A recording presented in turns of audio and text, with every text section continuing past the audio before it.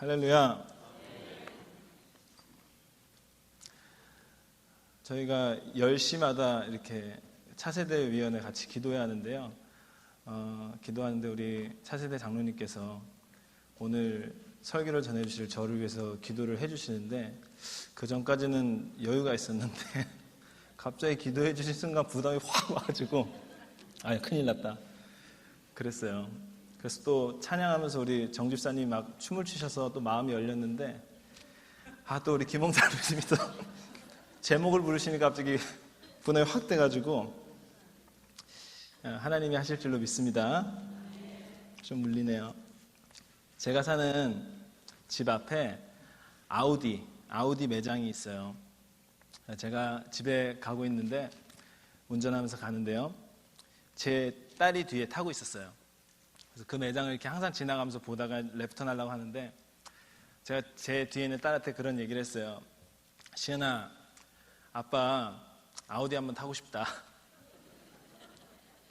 그랬더니 제 딸이 그 말을 듣고 아빠 내가 사줄게. 그래서 제가 웃었죠. 그러면서 시은아, 저건 되게 비싸. 너 돈 많이 있니? 그랬더니 제 딸이 그 순간 지갑을 탁 꺼내더니 아빠 나 돈 많아. 여기 카드도 있어. 지금 가자. 이러는 거예요. 그 지갑엔 참고로 1불짜리 한 10개, 그리고 척키 치즈 카드, 또 모노폴리 카드 뭐 이런 게 있었어요. 그래서 제가 좀 장난을 더 쳤어요. 시은아, 그럼 그 지갑에 있는 거 아마 다 줘야 될 거야. 그래야 저거 차 한 대 살 수 있을걸? 사줄래? 그러니까 제 딸이 좀 조용해지더라고요. 다 주기 싫은 거예요. 그러더니 한 10초가 흘렀나? 애가 갑자기 한숨을 확 쉬더니 뭐라고 하냐면 아빠 사줄게. 가자. 제가 딸의 모습을 딱 봤는데 애가 진지한 거예요. 약간 울먹거리는 것 같기도 하고요. 하나밖에 없는 아빠에게 오늘 저 알지도 못하는 아우디를 자신의 모노폴리 카드로 사주겠다는 그 의지도 넘치지만 자기가 이 모든 걸 다 줘야 하는 건 또 한편은 슬픈 거죠. 그러니까 막 눈은 울먹거리는데 사주겠다고 막 호언장담을 하는 그런 모습이었어요. 그래서 제가 뭐라고 했냐면, 야, 네가 가진 걸 아무것도 못 사. 말도 안 소리 하지 마. 그러면 동심이 없어질까 봐. 그래, 시은아, 아빠가 받은 걸로 하고 일단 지금 이 시에나 밴을 우리가 주차할 데도 없는데 이거 좀 타다가 이거 다 탄 다음에 그 다음에 사자. 지금 뭐 하나 더 오면은 지금 있는 차들이 삐진다. 속상할 수도 있어. 그러니까 나중에 하자. 이렇게 얘기했어요. 그랬더니 제 딸이 표정이 너무 밝아지면서 지 카드 안 써도 되니까요. 그러면 아빠 좋은 생각이니까 내가 다음에 사줄게 이러시더라고요. 그래서 그 순간을 제가 넘어갔었습니다. 자, 여러분, 제가 아우디 매장을 지나가면서 한번 타보고 싶다 라고 생각을 했죠. 근데 저는 그 차를 타기는커녕 앉아보지도 못했죠. 그날 시승도 하지 않았습니다. 시승하는데 돈 드는 것도 아닌데 하지도 않았죠. 근데 그날은 제가 그 아우디를 가진 것보다 더 기분이 좋았습니다. 왜냐하면은 제 딸의 마음이 느껴졌기 때문이죠. 여러분, 아빠에게 선물해주고 싶어하는 그 마음, 자기가 오랫동안 모았던 그 소중히 모았던 그 1불짜리 10몇 개와 모노폴리 카드를 다 털어서라도 사주겠다고 하는 그 마음, 울먹거리면서 아까우면서도 아빠를 잘해주고 싶어하는 그 마음이 제 딸에게 보였기 때문에 저는 그날 너무나도 행복했습니다. 자, 여러분, 이 이야기를요 그대로 적용했으면 좋겠는데요, 하나님과 나와의 관계에 한번 적용을 해봤으면 좋겠습니다.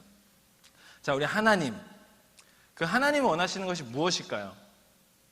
아버지이신 그 하나님이, 우린 자녀잖아요.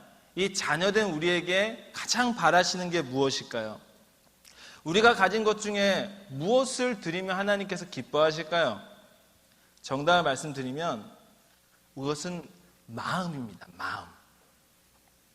하나님 우리의 마음을 보고 싶어 하시고요, 우리의 마음을 기뻐하시고요, 우리의 마음을 원하시는 줄로 저는 믿습니다. 그것을 증거하는 구절이 많이 있죠. 사무엘상 16장 7절 말씀 한번 보고 싶어요. 여호와께서 사무엘에게 이르시되 그의 용모와 키를 보지 말라. 내가 이미 그를 버렸노라. 내가 보는 것은 사람과 같지 아니하니 사람은 외모를 보거니와 나 여호와는 중심을 보느니라 하시더라. 사람은 외모를 보거니와 나 여호와는 중심을 보느니라. 여러분, 당대 최고의 선지자 사무엘, 이 기름을 채워서 베들레헴 사람 이세의 사람에게 가죠. 왜죠? 하나님께 사울을 버리셨고요, 새로운 왕을 삼기 원하셨기 때문입니다. 이제 버림받은 사울을 대신할 이스라엘의 그 꺼져가는 등불을 다시 일으킬 그 새로운 왕을 찾으러 하나님 명하신 곳에 간 거죠. 사무엘이 딱 가서 이세 아들들의 일렬을 세워놓고 봅니다. 아, 누굴까? 하나님이 택하신 사람이 과연 누굴까? 그 중에 엘리압이라는 아들을 보죠. 와, 얘 완전 잘생긴 거예요. 연대인 뺨치게 생겼어요. 아, 순간 사무엘은 이 사람이구나. 아, 이 멋있는 사람이구나. 내가 저 사람의 기름을 부어야죠. 딱 하는 순간 하나님께서 말씀하시죠. 사람은 외모를 보거니와 나 여호와는 중심을 보느니라. 사무엘아, 걔 아니야. 너는 키와 용모를 보지 말거라. 여호와의 눈은 사람의 눈과 다르다. 키와 용모보다 더 중요한 게 있단다. 그것은 바로 너의 마음이다. 마음이 중요하다. 마음을 기뻐하신 하나님인데 그 마음의 기준에 있어서는 엘리압이 아닌 다른 사람이다. 그러고서 다윗에게 하나님은 사무엘을 통해서 기름을 부으시죠. 이처럼 하나님은 마음을 굉장히 중요하게 여기십니다. 신약에도 마음의 중요성이 나오고 있어요. 마태복음 22장 36절 37절에서 이런 말씀이 있습니다. 선생님, 율법 중에서 어느 계명이 제일 큽니까? 이르시되 내 마음을 다하고 목숨을 다하고 뜻을 다하여 주 너의 하나님을 사랑하라 하셨으니. 여러분, 율법사가 어느 계명이 큽니까? 라고 물었을 때 예수님 하신 말씀 무엇입니까? 내 마음을 다하고 목숨을 다하고 뜻을 다하여. 첫 번째, 마음을 다하는 거래요. 마음을 다하는 거. 마음을 가장 먼저 언급하시죠. 마음이 있지 않고는 목숨을 다할 수 없고요, 마음이 있지 않고는 뜻을 다할 수 없어요. 마음이 있어야 되고 마음이 먼저고 마음이 시작이라는 거죠. 여러분, 하나님은 이렇게 마음을 중요하게 여기십니다. 마음을, 내 안의 마음을 먼저 보이라고 이야기를 하고 있습니다. 여러분, 저는 이 설교를 준비하면서 한 가지 걱정이 있었습니다. 무엇이냐면은 이 마음에 대해서 제가 오늘 여러분 말씀을 드리는데, 여러분 이 마음에 대해서 혹시 이해하지 못하실까 봐 하는 걱정과 두려움이 제가 있었습니다. 왜냐하면 여러분, 이 미국이라는 이 거대한 땅덩어리에서 이 바쁜 삶을 살아가다 보면 너무 힘들고 너무 지치니까, 아니 말도 안 통하는데 어떻게 살기도 바빠 죽겠는데 그 마음이 점점 잊어버릴 수 있기 때문이에요. 마음을 잊어버리고 어느새부터 육으로 살기 시작한 거죠. 마음을 버려버렸고 그냥 시간이 흘러가는 대로 습관을 따라 사는 사람들이 이 땅에 많이 있는 거죠. 이민자의 삶에 있어서 마음은 중요한 게 아니라 오히려 사치가 될 수도 있지 않습니까? 빨리 잊어버려야죠. 생각이 있으면, 생각이 많으면 이민 생활이 더 힘들어질 수 있기 때문에 눈에 보이지 않는 마음보다 내가 가진 어떤 마음을 버리고 순간적으로 1시간을 일하면 받을 수 있는 그 물질을, 습관적으로 살아가는 그 시간을 더 선호하며 달력만 보며 살아가고 있는 것이죠. 그러니까 이 마음이라는 것이 스스로 잊어버릴 수 있다는 겁니다. 그래서 걱정이 드는 게 오늘 이 말씀이 여러분에게 어떻게 강타할 수 있을지 고민이 된다 이 말이죠. 여러분, 하지만 오늘 속에는 굉장히 중요한 말씀이기 때문에 여러분 꼭 귀 기울여 들어주시면 감사하겠습니다. 여러분, 저는 마음에 대해서 설교하겠습니다. 말로 설명할 수 없지만, 말로 다 표현할 수 없지만 우리 모두가 공감하고 있는 그 마음, 여러분 뭔지 아실 거예요. 그 마음을 주님이 달라고 하고 계세요. 그 마음을 주님이 보여달라고 하고 계세요. 마음을 다하는 게 먼저라고 이야기하고 계세요. 마음을 다한 사랑을 주님은 찾고 원하고 기다리고, 그게 가장 큰 계명이래요. 할렐루야. 여러분, 그렇다면 우리 마음은 어떻습니까? 하나님 앞에서 우리 마음이 어떤가요? 과연 우리 마음에는 하나님을 향한 마음이 있습니까? 여러분, 혹시 하나님을 향한 마음이었다면 그건 문제가 커집니다. 마가복음 7장 6절 이런 말씀이 있어요. 이사야가 너희 외식하는 자에 대하여 잘 예언하였도다. 기록하였을 때 이 백성이 입술로는 나를 공경하되 마음은 내게서 멀도다. 마음이 없는 공경이 있습니다. 예를 들어 이런 거죠.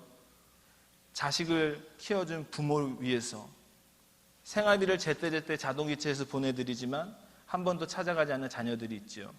전화 한 번 하지 않아요? 그러면 자녀들은 생각하죠. 돈 드리니까, 제때제때 드리니까, 필요한 거 해드리니까 나는 훌륭한 자녀라고 생각합니다. 전화 한 번 없는데 말이죠. 또 부모도 그러한 자식을 인정하죠. 그리고 다른 친구들에게 내 자식은 용돈을 준다고 얘기하죠. 자랑합니다. 그런 자식 없다라고 로스쿨 나왔다고 의대 나왔다고 자랑합니다. 시집 잘 갔다고 장가 잘 갔다고 자랑합니다. 하지만 그 베일을 조금만 벗겨보면 자녀에게 한 통 전화 없고 아무 형식과 습관적으로 대하는 그 자녀들이 아쉬운 거죠.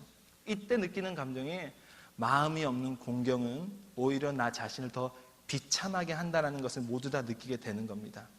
가끔 한번 전화 없는 자녀를 혼내고 싶기도 하죠. 그 받는 돈 돌려보내고 싶기도 하죠. 큰 소리를 혼내고 싶지만 관계가 더 악화될까 봐 가만히 있는 거죠. 마음이 없는 공경을 당했을 때 그 느끼는 비참함, 그 부모가, 그 노부모가 느끼는 그 비참함, 그건 여러분 굉장히 심각한 겁니다. 그런데 여러분 그렇습니다. 예수님은요, 바리새인들에게 지금 너희들이 그런 공경을 하고 있다라고 이야기하고 있어요. 바리새인만 그런가요? 아니죠. 우리도 그렇죠. 우리의 공경은 어떻습니까? 우리는 하나님을 어떻게 공경하고 있어요? 마음이 있습니까? 혹시 말로만 우리가 지금 주님을 공경하고 있지는 않습니까? 일주일에 한 번도 하나님 생각하지 않고 단 한 번도 무릎을 꿇지 않았고 그냥 주일 출석 한 번 하는 것만으로 나 하나님 공경 잘하고 있습니다라고 이야기하고 있지 않으세요?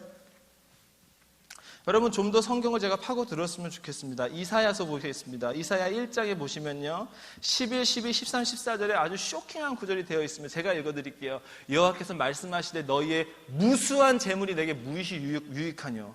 나는 순양의 번제와 살찐 짐승의 기름에 배불렀고 나는 수송아지나 어린 양이나 수염새 피를 기뻐하지 않아. 너희가 내 앞에 보이러 오니 이것을 누가 너에게 요구했느냐? 네 마당만 밟을 뿐이니라. 헛된 재물, 여러분 헛된 재물이 있대요. 헛된 재물을 다시 가져오지 말라. 분양하지 말라. 그건 내가 가증히 여긴다. 월삭과 안식일과 대회로 모이는 것도 그러하니 성회 아울러 악을 행하는 것 내가 견디지 못하겠더라. 내 마음이 너의 월삭과 정한 절기를 싫어한대요. 하나님이 내게 이건 무거운 짐이래요. 내가 지기에 너무 곤비하대요. 이게 하나님 말씀입니다. 여러분 마음이 없는 무수한 재물, 마음이 없는 예배, 마음이 없는 제사, 마음이 없는 재물, 마음이 없는 성회, 마음이 없는 주일, 마음이 없는 절기, 에이 그런 게 어디 있습니까 목사님? 다 하나님은 기뻐 받으시죠? No, 그렇지 않습니다. 하나님이 싫어하신 예배와 하나님이 싫어하신 재물과 하나님이 싫어하신 제사와 절기가 있더라고요. 그런 게 깔렸더라고요. 주님은 다 그런 거 싫다라는 거예요. 무겁다라는 거예요. 여러분 하나님이 재물이 싫어서 이런 말 하시는 겁니까? 하나님이 헌금이 싫어서 이런 말 하시는 겁니까? 하나님이 예배가 싫어서 이런 말 하시는 겁니까? 아니죠. 너무 좋아하시죠. 너무 기뻐하시죠. 하나님 기다리시죠. 그런데 마음이 없는 제사, 마음이 없는 재물, 마음이 없는 공경은 하나님이 싫어하신다라는 거예요. 사람들이, 백성들이 마음 없이 주님을 섬기니, 마음 없이 주님을 예배하니 하나님은 스스로 멸시천대와 그러한 느낌을 받는 것이죠. 그럴 바에 하지 말라고 하는 거예요. 그럴 바엔 됐어, 하지 마. 내 마음이 너무 힘들어 라고 하는 거예요. 이런 주님의 마음을 누군가는 위로해야 되지 않겠습니까? 여러분 하나님은요 마음을 원하십니다. 할렐루야. 마음을 보여달라는 겁니다. 하나님을 향한 마음이 우리 가운데 있어야 된다는 겁니다.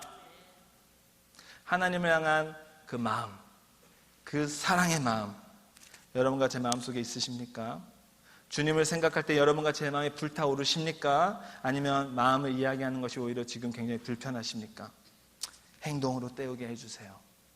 봉사로 때우게 해주세요. 헌금을 하지요. 마음은 건들지 마세요. 시키는 대로 할 테니까 마음은 건들지 마세요. 생각하고 싶지 않고 더 복잡해지기 싫어요. 어차피 다 종교생활 아닌가요? 이번에 내가 뭘 도우면 되나요? 교회만 나오면 되는 거 아닙니까? 정신적인 스트레스까지 요구하지 마시라고요. 심지어 오늘은 휴일인데도 왔는데, 여러분 만약 그럼에도 불구하고 우리 가운데 마음이 없으면 절대 이것은 하나님이 기뻐 받으시는 모습이 될 수 없습니다. 마음이 먼저야 합니다. 마음이 있어야 합니다. 마음의 부재는 우리 하나님께서 멀리 떨어뜨리십니다. 마음의 부재는 하나님을 조롱하는 것과 같습니다. 마음의 부재는 우리의 영적인 생명을 앗아가기도 합니다. 더 나아가 마음의 부재는 예수를 죽인 바리새인과 서기관들의 동일한 문제라는 것입니다. 무서운 일입니다. 마음을 챙기셔야 됩니다. 마음을. 여러분, 오늘 본문을 제가 좀 소개해 드리겠어요. 사무엘하 6장, 아주 유명한 장이죠. 하나님의 법궤가 들어오는 장입니다. 자, 성소 한가운데 있던 하나님의 법궤. 법궤가 뭐죠? 그 안에 돌판, 모세가 시내산에서 받은 십계명이 들어있는 그 돌판과 만나를 담은 항아리와 아론의 쌍난 지팡이가 모여있는 하나의 궤짝 같은 거죠. 이거를 언약궤라고 부릅니다. 그리고 이것을 하나님의 법궤라고 해서 성소 가장 가운데 놨었지요. 이 법궤가 의미하는 게 뭐죠? 하나님의 임재예요. 임재는 하나님의 현현이죠. 하나님의 현현이란 것은 무엇이냐면은 그 높이 계신 하나님이 이 땅에 보여줄 수 있는 어떤 상징을 의미하는 거죠. 한마디로 하나님의 법궤는 하나님의 임재요, 이코로 하나님이 될 수 있는 겁니다. 이 하나님의 법궤 앞에 우리는 하나님의 그 영광을 보게 되는 것이죠. 그 하나님의 법궤를요, 지금 다윗이 가지고 오려고 합니다. 그 법궤가요, 아비나답의 집에 20년간 있었어요. 그 전쟁터 속에 그 법궤를 챙길 사람은 아무도 없었던 거죠. 하지만 이제 다윗이 왕이 되고 나서 그 법궤를 가지고 와야겠다라는 이야기를 하는 거죠. 자, 다윗이 왕이 되었습니다. 법궤를 가지고 오려고 합니다. 그런데 여러분, 거기에는 약간의 불순물이 껴있어요. 순수한 마음이 아니에요. 하나님의 법궤를 이용하려는 다윗의 모습이 성경을 통해 좀 느껴집니다. 다윗은 하나님이 기름 부음 받은 왕이라는 것을 뭔가 보여줘야 했어요. 퍼포먼스가 필요했죠. 쇼가 필요했습니다. 그래서 그 순간에 한 번도 생각하지 않았던, 만약에 가져왔으면 더 빨리 가져왔을 뻔한 그 하나님의 법궤를 이제서야 들고 오게 되는 거죠. 하나님의 법궤를 움직이자. 하나님의 법궤가 어디 있니? 아비나답의 집에 있었습니다. 언제부터 있었니? 20년 동안 있었습니다. 그거 이제 갖고 와. 다윗성으로 갖고 와. 그래서 내가 얼마나 하나님을 사랑하는지 모든 사람들에게 보여줘야겠어. 다윗은 그 쇼를 하는 거예요. 그리고 아비나답의 집에서 우사라는 아들을 데리고 법궤를 소와 수레에 끌고 이동을 시키죠. 이동을 시키는 과정 가운데 여러분, 문제가 발생합니다. 무슨 문제입니까? 소가 끌고 있는데 낙원의 타작마당에서 소가 막 점프를 하는 거예요. 수레에 있던 하나님의 법궤가 흔들리는 거죠. 이거 부러지면 다윗왕한테 죽는데. 그래서 우사가 그것을 순간 잡습니다. 잡는 순간 어떻게 돼? 우사가 죽어버려요. 웃기는 사나이 우사. 그냥 잡다가 죽어버리죠. 모두 다 깜짝 놀랍니다. 뭐야 이거? 왜 죽지? 이게 무슨 일이지? 순간 다윗도 깜깜해져요. 옆에서 하프 키고 있었을 거예요. 이게 웬일이야? 왜 죽어? 이건 더 이상 축복의 상징이 아니구나. 저주의 흉물이구나. 더 이상 내 옆에 두게 하지 마. 야, 이 법궤 왕의 성으로 갖고 오지 마. 절로 보내자. 어디로 갑니까? 여러분, 가드 사람 오벳 에돔의 집에 가는, 여러분, 가드가 어디입니까? 블레셋이에요. 이방 땅에 법궤를 보내는 거예요. 법궤를 버린 거죠, 다윗이. 필요 없어. 나 지금까지도 잘 살아왔어. 나 지금까지 저거 없어도 왕으로서 충분히 버틸 수 있어. 한번 좀 멋있게 해보려고 하는데 안 되겠고. 그냥 보내버려. 그래서 가드 사람, 블레셋 사람의 오벳 에돔의 집에 그냥 그 법궤를 버려버리죠. 몇 달이 지납니다. 소식이 들려요. 전화. 사극을 안 보는데 전화가 나오네. 전화. 다윗 왕이요. 왜 그러느냐? 소식 들으셨습니까? 못 들었노라. 글쎄, 그 오벳 에돔 있지 않습니까? 오벳 에돔 죽었니? 걔도 죽었어? 아니요.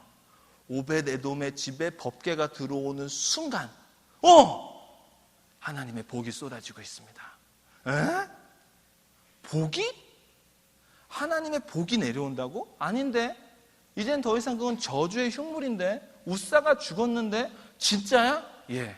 물질의 복, 건강의 복, 모든 복, 어마어마한 복이 그 오벳 에돔의 집에 있습니다. 순간 다윗은 생각을 하게 되죠. 이게 무슨 일일까? 하지만 생각 오래 하지 않습니다. 그 순간 깨달은 다윗은 그 법궤를 향해 달려갑니다. 그리고 그 법궤를 향해 달려가서 그 법궤를 끌어안고 어깨에 메고, 자, 다시 가자라고 얘기를 하는 거죠.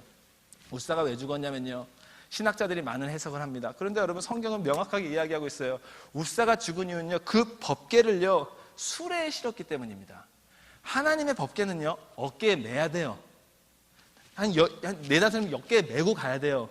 근데 그거를요 수레에 싣고 야 소 가자 이랬다는 거죠. 하나님의 법궤, 하나님의 임재를 어떻게 했어요?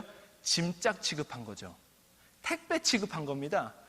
하나님을, 감히 하나님을 짐짝 택배, 물건, 그런 취급을 한 거예요. 다윗도 그걸 목격하고 가만히 놨던 거죠. 빨리 끌고 가자, 빨리 끌고 가자. 그러다 우사가 죽으니까 이건 무슨 일이야 했다 갔는데 깨달은 거죠. 가지고 오는 방식에 문제가 있었구나. 어깨에 매지 않았구나. 나에겐 그 어깨를 매야 되겠다는 마음도 없었구나. 그러니까 다윗이 그것을 깨닫고 나서 법궤로 향해 달려가서 그것을 어깨에 메고 가자라고 한다는 거예요. 할렐루야. 잘 설명이 됐나요? 다윗은 달라졌어요. 뭐가 달라졌습니까? 그에게 마음이 생긴 거예요. 그 하나님을 낳은 그 법궤, 물건 취급했지만 이제는 하나님으로서 대우하게 되는 거죠.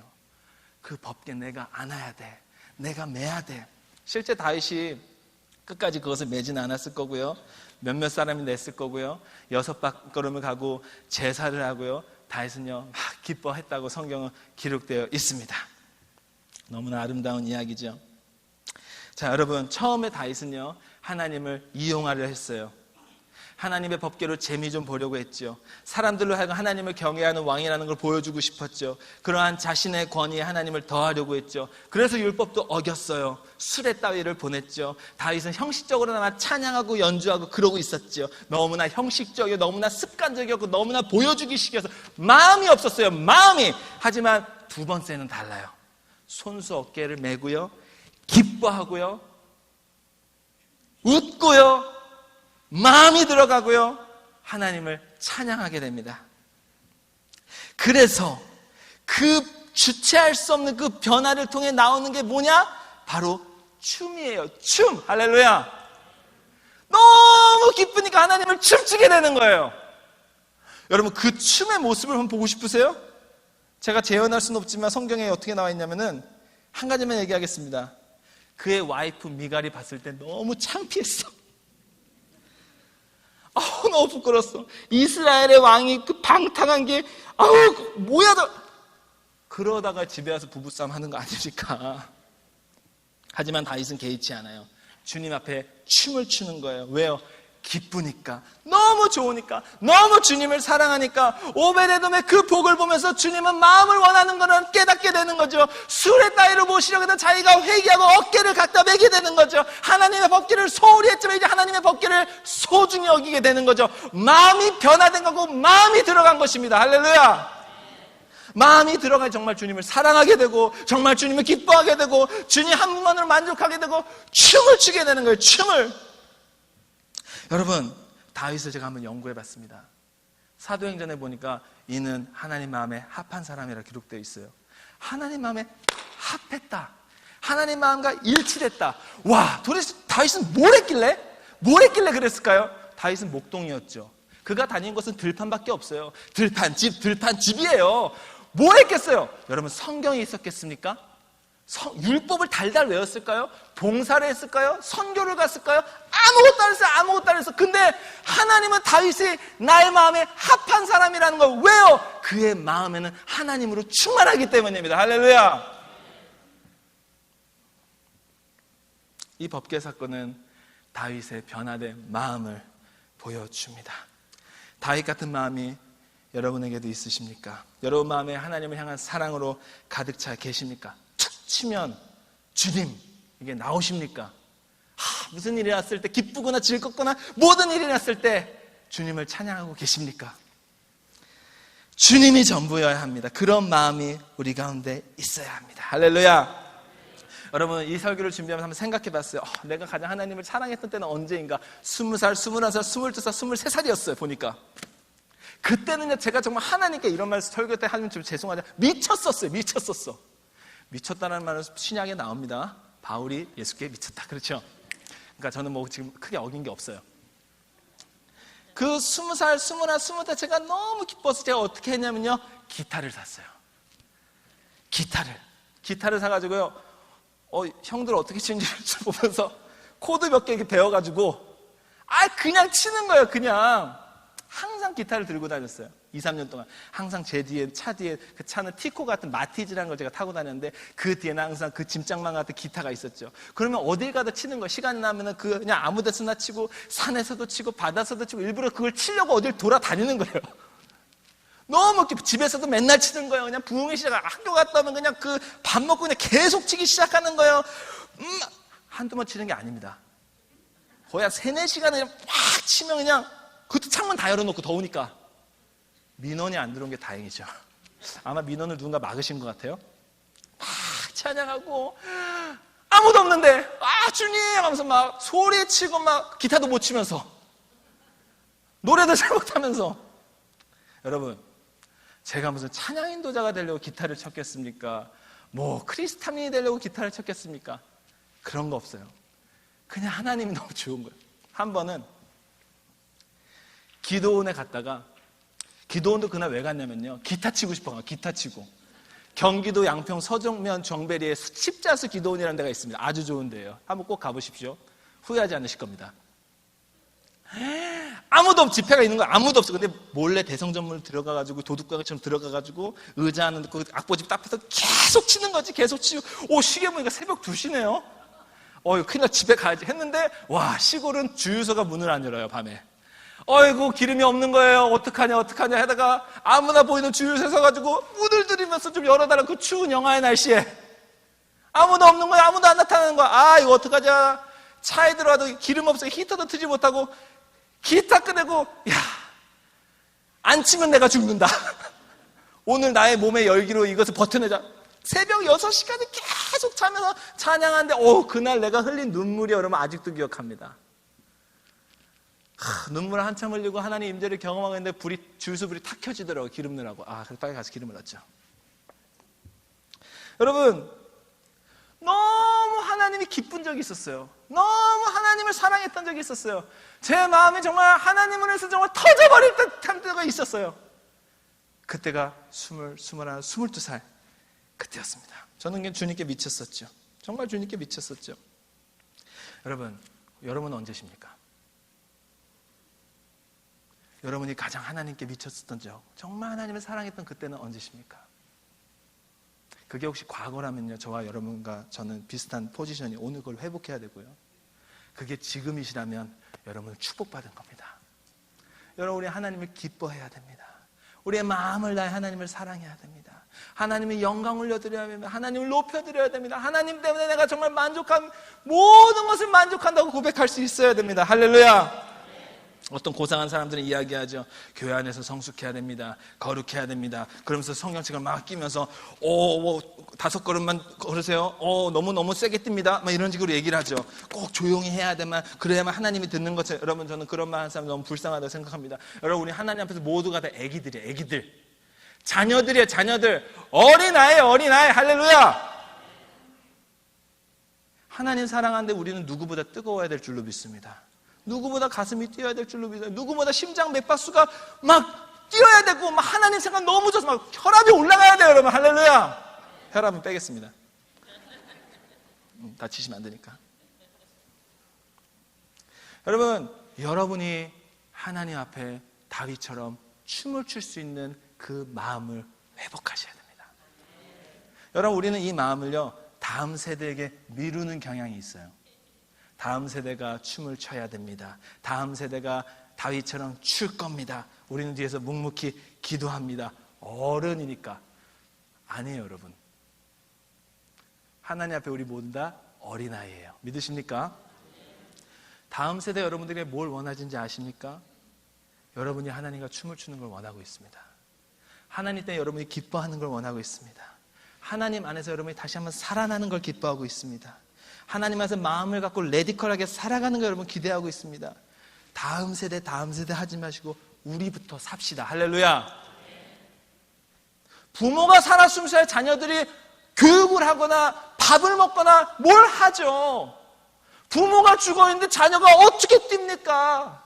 어떻게 주님을 만납니까? 어른이 식어져 있는데 우리가 뜨거워져야 됩니다. 제가 한 청년 8명하고 대화를 8명! 한 명이 아니에요. 8명. 제가 물어봤어요. 너희는 어른들에게 무엇을 원하니? 너희는 교회 안에 장년들에게 무엇을 원하니? 뭐라는지 아세요? 맞추시는 분. 제가 국밥을 쏘겠습니다. 이따 저기서. 어른들이 자기의 꿈을 가졌으면 좋겠대요. 그 1.5세, 1.2, 3세급 되는 애들이, 청년들이 어른들이 자녀들을 위해서 희생은 너무 감사한데 그것보다 이제는 엄마들이, 아빠들이 하나님 앞에서 꿈을 꿨으면 좋겠대요. 여러분, 성경적이지 않아요? 자녀들은 예언할 것이요, 청년들은 환상을 보고, 아비들은 꿈을 꾸리라. 할렐루야. 여러분, 꿈 꾸셔야 돼요. 하나님의 꿈이 여러분의 막 살아 움직이셔야 돼요. 하나님 생각은 막 기쁘셔야 돼요. 여러분, 이러한 것은 우리의 마음이 회복될 때 일어나는 줄로 믿습니다. 여러분, 성경 구절을 한 가지만 더 찾아보겠습니다. 계시록 2장입니다. 앞에 나올 텐데요. 2장 1절부터 제가 읽어드리죠. 에베소 교회 사자에게 편지하라. 오른손에는 7뼈를 붙잡고 7 금 촛대사를 거느시는 이가 예수님이 이르시는 거예요. 계시록 2장 2절 말씀, 이런 말씀이 있습니다. 내가 내 행위와 수고와 인내를 알고 또 악한 자들 용납하지 아니한 것과 자칭 사도라되 아닌 자들 시험하여 그의 거짓된 것을 네가 드러낸 것과 또 네가 참고 내 이름을 위하여 견디고 게으르지 않은 것을 아노라. 잠깐 여기서 멈춰주세요. PPT. 여러분, 하나님이 지금 뭘 알아요? 에베소 교회는 착실한 교회였어요. 주님께 많은 걸 했던 교회였어요. 행위를 안 돼요. 수고를 안 돼요. 너희 교회가, 이 에베소 교회가 하나님께 한 모든 거 주님이 아신다라는 거, 아신다라는 거. 에베소 교회 너가 참 봉사를 많이 했구나. 너가 참 지역사를 위해서 많은 후원도 했구나. 절기마다 쓰레기도 줍고 가난한 사람을 위해서 많은 것을 베풀었구나. 안다. 알아. 다 안다. 인내도 하신대요. 어떤 사탄이 침투했을 때, 어떤 거짓 선지가 들어왔을 때 그것을 막고 복음을 지켰던, 교회를 지켰던 그런 것도 다 안돼요. 아는데 3절로 봐야 돼요. 네가 참고 내 이름을 견디고 게으르지 아니한 것도 안 돼요. 참았고 이름을 위하여 견뎠다. 박해가 있었다는 겁니다. 핍박이 있었다는 겁니다. 그 소아시아 그 교회 시대에 예수 때문에 받는 그 핍박과 그것도 참았다는 거 주님이 다 아신대요. 그런데 여러분, 다음 구절이 충격적이에요. 그러나 너를 책망할 것이 있나니 너의 처음 사랑을 버렸느니라. 그러므로 어디서 떨어진지를 생각하고 회개하여 처음 행위를 가지라. 만약 그리하지 아니하고 회개하지 아니하면 내가 네게 가서 그 촛대를 그 자리에서 옮기리라. 와, 에베소 잘했다. 넌 정말 멋진 교회다. 정말 많은 일을 했구나. 훌륭하다. 그런데 하나는 좀 싫어. 뭔지 아니? 너의 사랑을 버린 거다.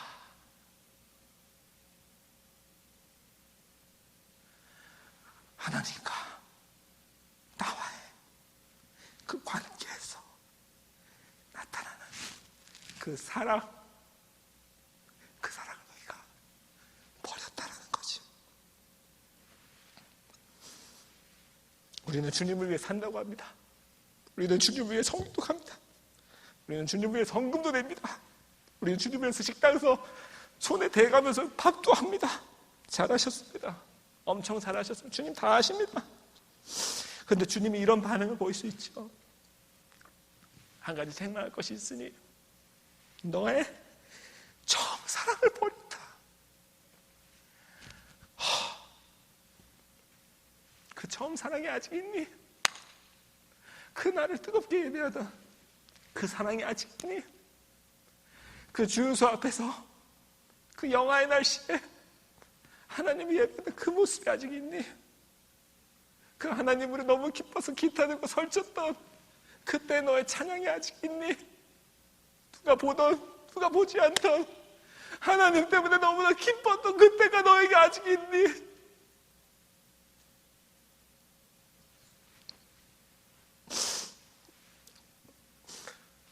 한편으로는 억울합니다. 내가 주님에서 어떻게 살았는데. 그런데 주님은 첫사랑을 회복하지 않으면 촛대를 옮기시겠다고 얘기하고 계시죠. 그만큼 사랑이 중요한 겁니다. 그만큼 마음이 중요한 겁니다. 우리가 하나님을 사랑하는 그 사랑이 필요한 겁니다. 우리는 회복해야 될 줄로 믿습니다. 우리는 다시 되찾아야 될 줄로 믿습니다. 말씀을 맺겠습니다. 제가 짧지 않은 설교를 했는데요, 기독교는 종교가 아니라 관계입니다. 관계. 하나님과 나와의 관계입니다. 관계에서 제일 중요한 게 뭐죠? 부부 관계에서 제일 중요한 게 뭐죠? 자녀와의 관계에서 제일 중요한 게 뭐죠? 우리의 마음입니다. 근데 여러분 그거 아세요? 하나님의 마음은요, 하나님의 사랑은요, 한 번도 변한 적이 없어요.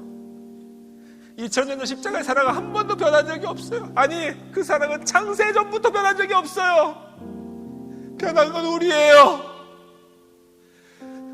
죽을 듯 변하는 마음이 문제인 거죠. 변덕스러웠던 우리의 사랑이 문제인 거죠. 그 하나님을 사랑하지 못하고 세상을 쫓아갔던 우리가 문제인 거죠. 오래 믿었다고 하나님을 더 찾지 않았던 내가 문제였던 거죠. 우리는 이 사랑을 회복해야 합니다. 계시록 2장 5절 우리에게 명확하게 이야기하고 있어요. 어디서 떨어졌는지를 생각해라. 그 사랑 어디서 잃어버렸는지를 생각해라. 회개하고 다시 처음 행위를 가져라. 처음 행위를 가져라. 여러분에게 우리의 약속의 말씀이 되기를 주님의 이름으로 축원합니다. 주님, 주님을 사랑합니다. 주님.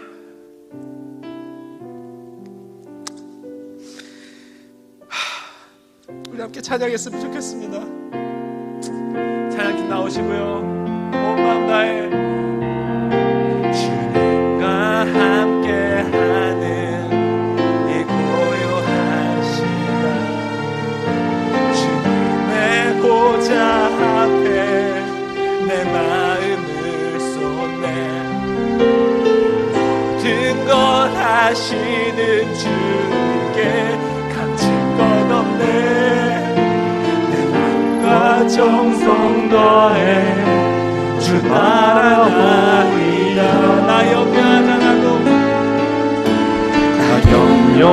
염려하잖아도 애쓸 것 아시니 나 오직 주의 얼굴 구하게 하소서.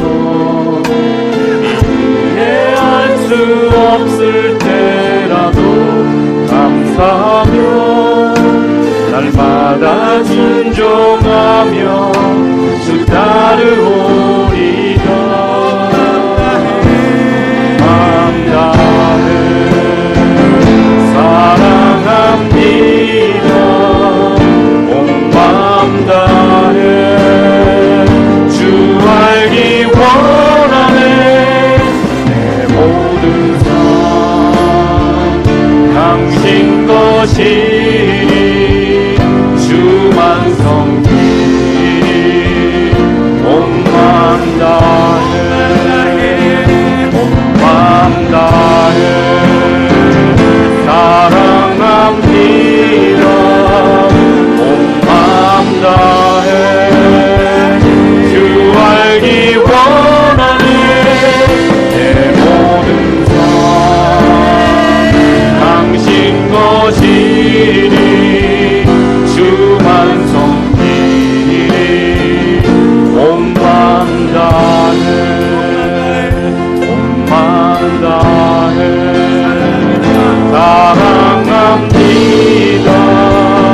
온 마음 다해 주 알기 원하네.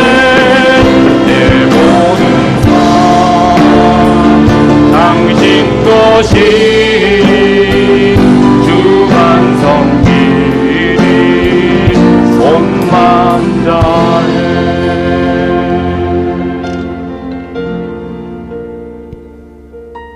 하나님 우리에게 원하시는 것은 마음인 줄로 믿습니다. 하나님은요, 좋아하시죠. 여러분이 하는 어떤 행위들, 어떤 헌신들 좋아하시죠. 너무 좋아하시죠. 근데 마음이 있어야 되는 거예요. 마음이. 그게 제일 중요한 거예요. 여러분, 마음이 없으면요, 내가 하나님에서 뭘 했는지, 내가 하나님에서 뭘 공부했는지, 내가 하나님에서 무슨 학위를 땄는지, 내가 주면서 어떻게 사는지, 내 신분이 어떠한지, 마음이 없으면요, 하나님 그런 거 모든 것 다 기뻐하지 않으십니다. 주님이 원하시는 것은 마음입니다. 세상은 우리에게 여러 가지 조건과 여러 가지 것들을 기대할지 몰라도 하나님이 여러분에게 원하시는 것은 여러분이 그 높은 집에 살지 않고 좋은 차를 타지 않아도 여러분이 하나님을 사랑하는 그 마음이 있다면 우리 하나님은 여러분 너무나도 사랑하십니다. 그리고 그것을 기대하시고 기다리고 계시죠. 우리 함께 기도할 때 좀 결단하며 기도했으면 좋겠습니다. 여러분, 혹시 이 말씀을 들으면서 우리의 마음을 회복하고 싶으신 분 계십니까? 나의 그 뜨거웠던 상태로 다시 돌아가길 원하시는 분 계십니까? 다시 한번 주님을 정말 뜨겁게 사랑하고 싶으신 분이 계십니까? 그러한 분 한번 일어나 주십시오. 그러한 분 한번 일어나서 함께 기도했으면 좋겠습니다. 하나님, 지금 이 시간 나를 회복시켜 주시옵소서. 지금 이 시간 나에게 마음을 회복시켜 주시옵소서. 아멘. 하나님을 향한 사랑으로 내가 충만하게 하여 주시옵소서. 아멘. 기도할 때 하나님 그것을 하실 것입니다. 우리 주여 세 번을 짧게 통성으로 기도합니다. 주여